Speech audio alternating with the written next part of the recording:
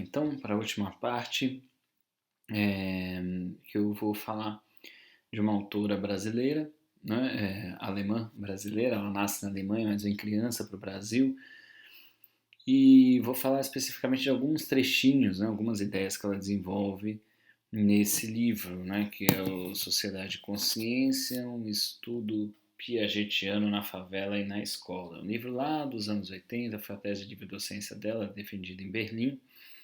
É, mas ela tem outros livros bem interessantes, né? Os Itinerários de Antígona, livros sobre educação, e é uma das introdutoras do pensamento de Habermas no Brasil. Né? Ela e o esposo dela, o Sérgio Paulo Rouanet, que eu acho que inclusive eu já fiz fofoca deles, né? Porque eu tive a oportunidade de conhecê-los pessoalmente em Salvador, quando eles vieram para um evento e a gente conseguiu fazer uma palestra com eles na faculdade que eu trabalhava. E daí eles fugiram, né, do evento da UFBA, a gente foi para um jantar e foi muito engraçado, né? Ela foi aluna do Horkheimer, do Adorno, e bastante Habermasiana, né? Ela faz uma fala quando ela veio para cá sobre o Peter Sloterdijk, que é talvez o principal crítico do Habermas na atualidade. Ela faz uma fala falando sobre o pensamento dele, toda a obra dele e claramente fazendo críticas, né, para defender o posicionamento habermasiano. Mas sim, o que nos interessa aqui é o que a gente pode tirar de proveito desse estudo dela, tá? Primeiro que é um contexto, é um estudo empírico feito em favelas e escolas brasileiras e mostrando algumas peculiaridades da educação brasileira em relação a outros lugares do mundo, porque aqui a gente, apesar de todos os pesares, e ela está falando de outro contexto também, lá nos anos 80, final dos anos 70, começo dos anos 80, a cultura brasileira é diferente da europeia, nesse sentido. Né? Na Europa, apesar de todos viverem em condições um tanto melhores do que as nossas, a mobilidade social é quase nenhuma. Né? A gente descobriu isso num evento que fizemos sobre orientação profissional com um francês. Isso já faz bastante tempo, eu ainda estava na minha especialização lá. E era tudo muito estranho, ele não entendia muito bem como funcionava o vestibular aqui, a gente não entendia muito bem algumas coisas que ele falava, e depois a gente foi entendendo isso, né? Praticamente não há mobilidade social nesses países, como Alemanha, França, e aqui, apesar dos pesares, há uma possibilidade, né, de diferenças, de uma educação diferenciada. Lá a educação já é dividida, né, para quem vai para o ensino técnico, quem pode ir para o ensino universitário a partir da classe social. Aqui funciona extraoficialmente assim, mas há possibilidades diferentes e a gente tem vivido um momento que eu considero especial da universidade brasileira, né, e que infelizmente tem sido ameaçado de nós podermos, no nosso contexto aqui, contarmos com pessoas das mais diferentes origens, né? E o quanto isso pode ser importante, e até por isso eu achei bacana a gente falar desse texto dela e de algumas contribuições que ela traz, tá bom? Então vamos lá. Então essa é a capa do livro que eu já mostrei, eu mesmo tinha colocado aqui, só que essa segunda edição, a minha, pelo visto, seria a primeira, é de sebo, né? Achei há um bom tempo atrás. Mas vamos lá, o que interessa? Naquele mesmo espírito do Habermas, de questionar o fim do indivíduo, ela menciona muito rapidamente a primeira geração da escola de Frankfurt, mas ela menciona alguns dos principais autores da sociologia, incluindo Marx, Mannheim, Gramsci, Althusser, né?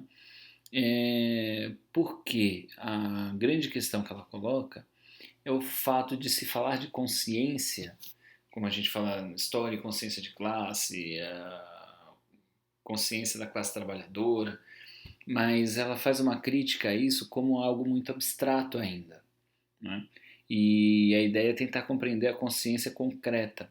E um estudo empírico baseado em Piaget e Kohlberg, que deriva, obviamente, da influência. Imaginem que Habermas tinha acabado de escrever, né, de fazer 4, 5 anos, sei lá, que Habermas tinha escrito o a reconstrução do materialismo histórico, que ela já está fazendo esse estudo no Brasil, né? Então, o que eu acho bastante criativo aí e interessante para o nosso contexto, a gente entender que a consciência concreta ela vai tentar abordar a partir de três questões colocadas pelo Piaget, né, como importantes, ou como possibilidades de avaliação dessa consciência, que são a fala, a moralidade e a lógica. Então ela pega testes de fala, testes de moralidade, testes de lógica, para dizer consciência concreta é isso, é como as pessoas conseguem organizar a fala, a sua moralidade e o seu pensamento lógico, né? A consciência como uma abstração universal das relações de trabalho, que é uma grande contribuição de Marx, mas isso é uma abstração sociológica, isso é um sociologismo, né? Em que a gente diz que as condições socioeconômicas determinam a consciência, mas a gente não sabe como, né? E toma isso como dado. Então ela busca construir essa tese, né, de livre docência, fazendo um estudo com 206 crianças, né, e tentando mostrar que há uma questão de maturação e de fatores do meio social, né, mais precisamente a origem socioeconômica. Tá?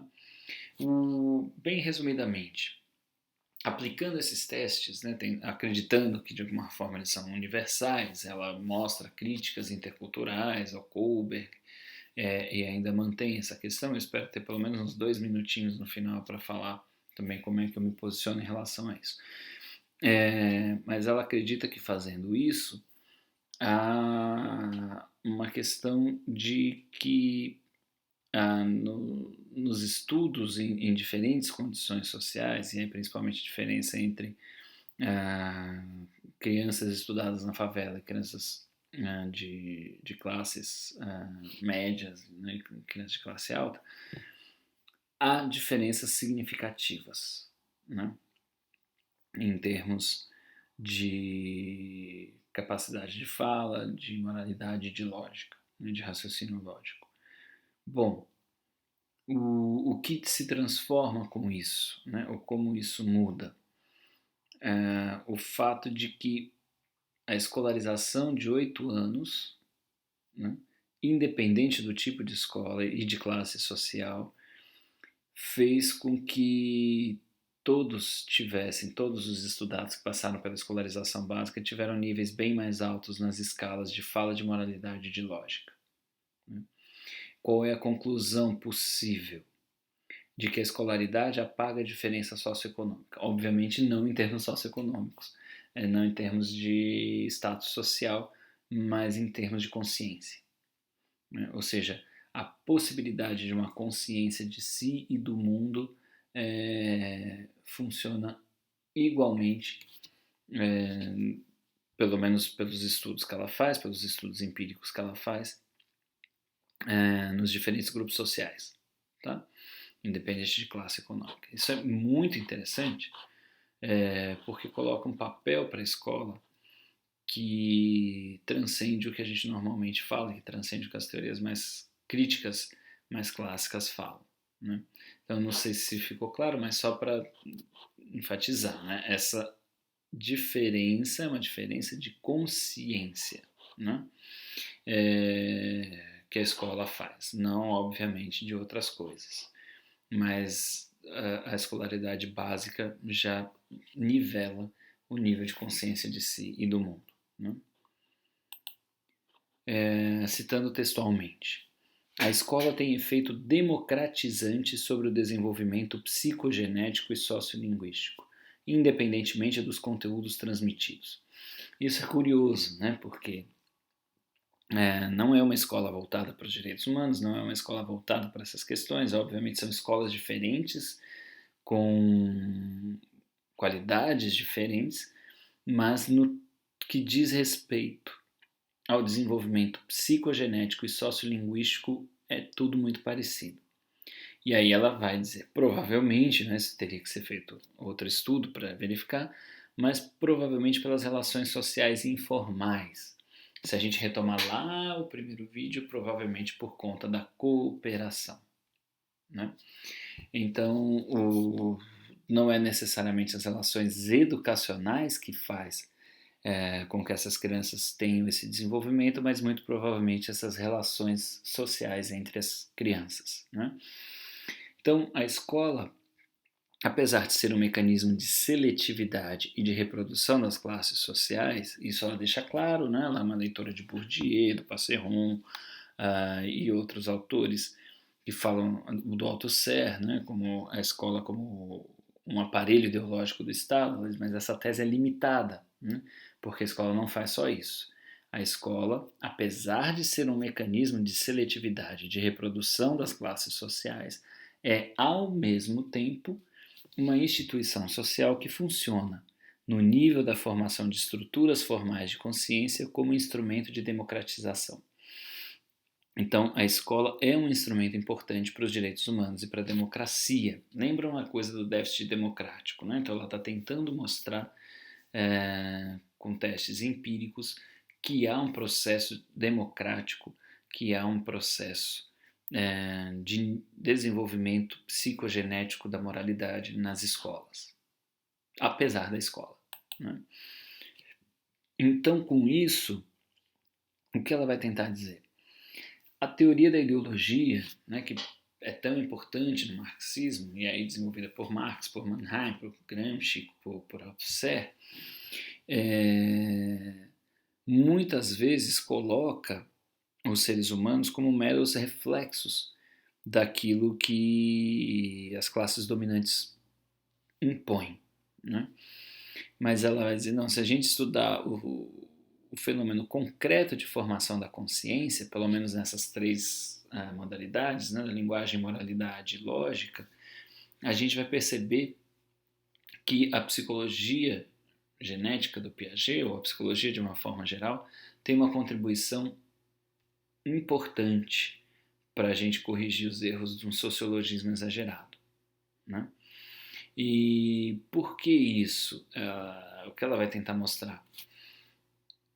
As condições interferem, né? A questão social impõe limites cognitivos, né? Há uma dificuldade de desenvolvimento cognitivo das classes exploradas, pela questão mesmo de violência, de injustiça, né? Então há uma denúncia da injustiça aqui. Mas há possibilidade de superação dessas limitações cognitivas quando existem constelações favoráveis, né? E aí é interessante a crítica que ela vai fazer também, a ideia de que, bom, então fazemos a revolução e aí muda a consciência das pessoas, ou que isso vai mais ou menos acompanhando e está tudo certo, né? Vai dizer ela, não há consciência de classe sem consciências individuais. Eu adaptei o texto, tá? Não está tão literal, então pode ser que eu não esteja sendo tão fiel, mas eu li assim o texto, tá bom? Então, não há consciência de classe sem consciências individuais, né? E estas podem ser limitadas pelas condições concretas de existência. Então, o que ela está dizendo é a revolução pode dar errado também, porque as pessoas que estão ali não têm um nível de desenvolvimento moral capaz de acompanhar as propostas revolucionárias, né? Ou capaz de acompanhar a consciência de classe. Então, não é tão simples, né? Essas coisas não são automáticas. É preciso entender os mecanismos de formação da consciência individual, porque são as consciências individuais que formam uma possível consciência de classe. Então, também não é tão simples a gente dizer que as classes dominantes jogam ideias e todo mundo repete, né? Ela confessa que é benevolente com Piaget, né? Que o Piaget mereceria críticas mais duras, mas que é possível, né, numa leitura heterodoxa de Piaget, ou seja, não ortodoxa, as limitações impostas pela estrutura de classes podem, em condições específicas, ser superadas pelo próprio indivíduo, não dependendo exclusivamente de alterações macroestruturais do contexto social. Isso é muito interessante, porque a grande questão que paralisa o Adorno, por exemplo, né, é o que faz com que muitos marxistas fiquem esperando a mudança das estruturas macro, né, para poder encontrar alguma transformação social, diz ela que não se confirma empiricamente. Ou seja, as limitações impostas pela estrutura de classe podem ser superadas pelo próprio indivíduo. Então elas não dependem de alterações macroestruturais. Ela está falando disso porque no estudo dela é perceptível que algumas pessoas conseguem chegar, por exemplo, ao operatório formal, né, ou a um nível mais elevado de moralidade, no pós-convencional, pela própria pesquisa, pela forma como se colocar certas questões mexe com essas pessoas, ou como influências do dia a dia podem fazer isso. E a principal referência dela aqui é o Beauvais. Eu não conheço o trabalho dele diretamente, mas ele faz estudos piagetianos interculturais com mulheres adultas na Argélia, por exemplo. E os próprios testes, as próprias conversas durante a pesquisa levaram essas mulheres a, como é que eu poderia dizer, dispararam nessas mulheres um desenvolvimento diferenciado, tá? Então que isso sem uma mudança geral do contexto em termos evolucionários, né? Então isso traz um dado importante da possibilidade de transformação das pessoas a partir da colaboração entre elas, a partir de certas discussões, a partir de certos exercícios, né? Ou seja, há um desenvolvimento da inteligência, digamos assim, e da moralidade dentro dessa perspectiva que não está totalmente tomado, né, pelas condições concretas de trabalho. Ou seja, é como se fosse uma confirmação da tese do Habermas de que há ações não instrumentais acontecendo o tempo todo, né? Lembrando aquela afirmação do Yves Delatelle, que eu cito lá também, né?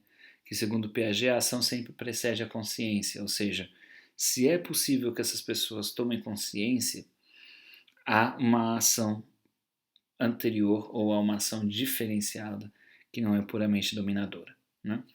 Então, essa estrutura de classes, ou seja, desculpem, né? Concluindo, eu acho que esse é o último slide já, a estrutura de classes pode bloquear a psicogênese, né? Mas diz ela temporariamente. Então pode ter gente que vai passar a vida bloqueada, e isso acontece com a maior parte da população, pelos resultados das pesquisas que a gente já viu, mas isso não quer dizer que não haja um potencial transformador ali, né? E tanto a pesquisa como principalmente práticas educacionais podem neutralizar essa estrutura de classes. Ou seja, a estrutura de classes é importante, determina muitas coisas. E ela bloqueia o desenvolvimento moral e o desenvolvimento intelectual, né? E o desenvolvimento da linguagem. O que vai acontecer é que o potencial de desenvolvimento, né, a psicogenética, ou seja, essa nossa capacidade biológica vinculada à interação com o ambiente, não foram apagadas para sempre, né?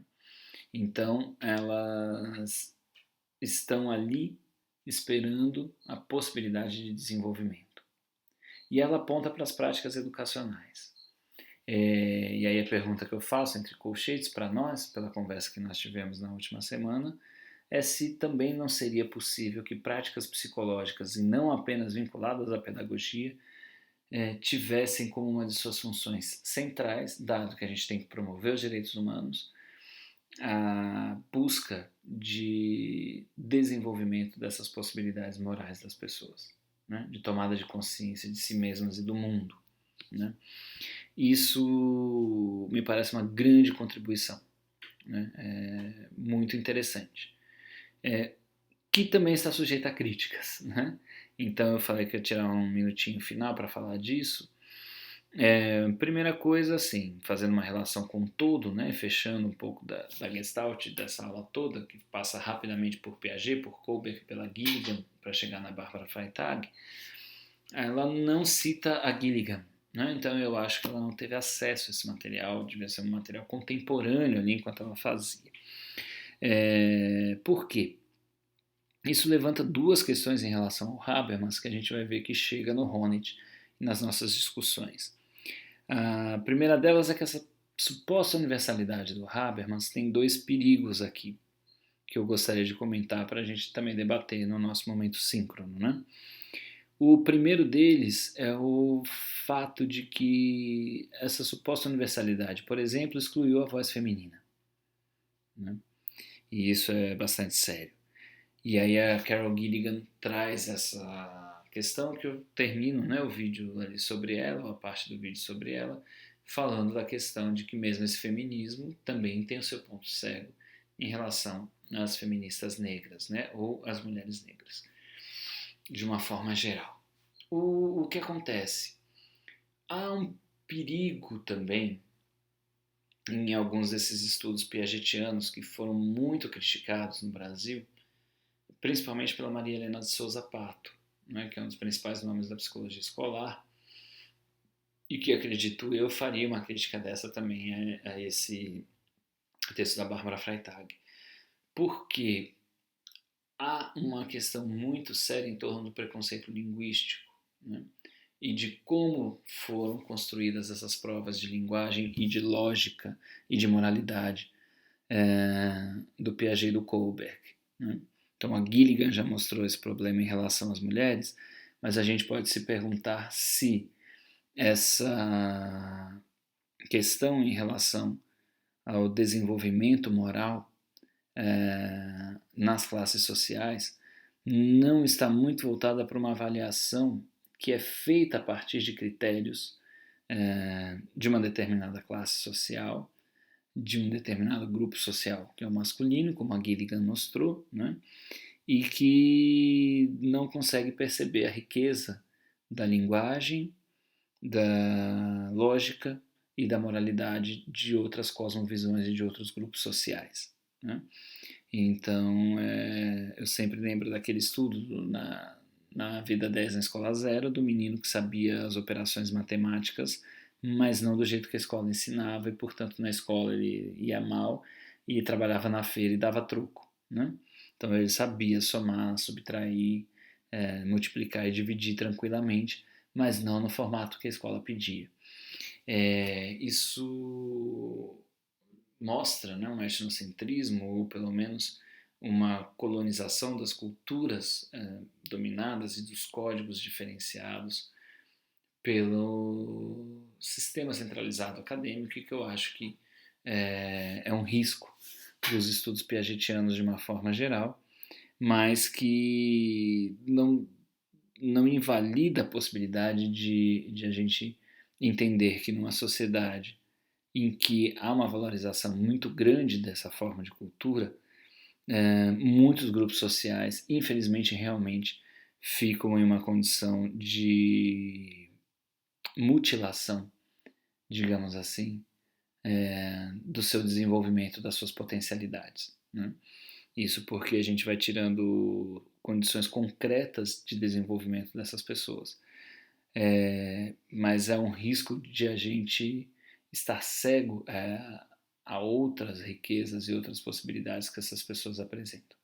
De qualquer forma, o que a gente está vendo aqui, dentro da lógica geral, é que a luta por direitos humanos pode se fazer em várias frentes, e ela tem talvez mais potencialidade do que a gente podia construir no começo, ou seja, ainda que a gente aceite a teoria piagetiana, ou que a gente considere criticamente as contribuições feitas por esses estudos, a gente vai percebendo que há uma potencialidade desses desenvolvimentos nessas pessoas. Né? E se a gente considerar que ainda tem outras formas de ler essas potencialidades, e aí de novo, né, a gente retomar o multiculturalismo, a pluriversidade dos direitos, a interseccionalidade, a gente vai percebendo que talvez esses grupos que resistem e lutam são muito maiores do que o que a gente pensa, e há um problema aí de fragmentação e de dificuldade de a gente juntar essas linguagens, essas moralidades, para construir efetivamente um contexto mais democrático, mais livre e justo, né? Então, acho que isso vai construindo um cenário para a gente ir pensando o papel da psicologia, né, na construção dos direitos humanos de uma forma geral. E vou encerrando aqui para a gente bater papo na sexta-feira e ir preparando o caminho para a gente entender um pouco melhor como é que as teorias do reconhecimento vão fazer as críticas ao Habermas, né, adotando alguns dos seus princípios gerais, e como então as questões sociais e afetivas ganham uma forma mais elaborada na teoria do Honneth e da terceira geração da teoria crítica. Então, é isso. Até o nosso momento de bate-papo aí na sexta-feira. Abraços.